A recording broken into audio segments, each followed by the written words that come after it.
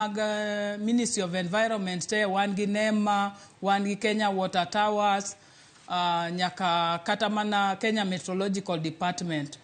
Koro maduong ni wawuoguru oko mondo wapidhuru yien chieng' mande nikech yien gi nigi faida mang'eny naluora to kendo ngimawa. Kendo wacho ni kinde ma yiende ma kamagi koro ipidho yien e kinde ma nyalo bedo ni koth machwe ok gin koth moko madhi alanda. Wacho ni gin weche gi mag short rains. Kendo kama gigi timore, pith mar yien biro chieng' wuok tich, ten chieng' wuok tich ma bende wang'e maber ni bad migawo mochung' ne koro chal mar kor lwasi mano Kenya Met oselando kanyo ni koro en El Nino.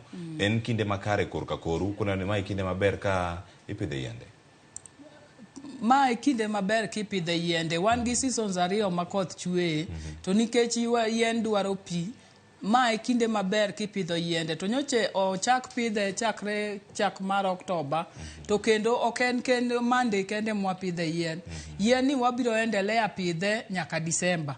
To karuwore gi lokruok mar yamo kata climate change, seche moko sa asaya ma koth mochwe maber, to wan gi thuolo maber mar pidho yien.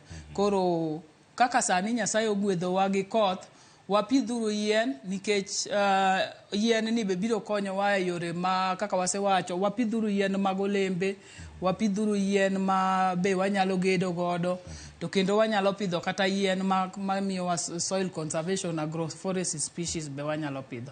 Mana kama wantiere kar ka ng'ato penjore ni adhi apidh yien, adhi yudo gi kama chalo nade, omenda romo nade mantiere kar ka. Adhi anyiewo mogo koso adhi anyiewo yien mondo mi apidhi chieng' yueyo mano chieng' wuok tich. Ida ni pidh yien to samoro pek mar ngima oganda mathoth winje.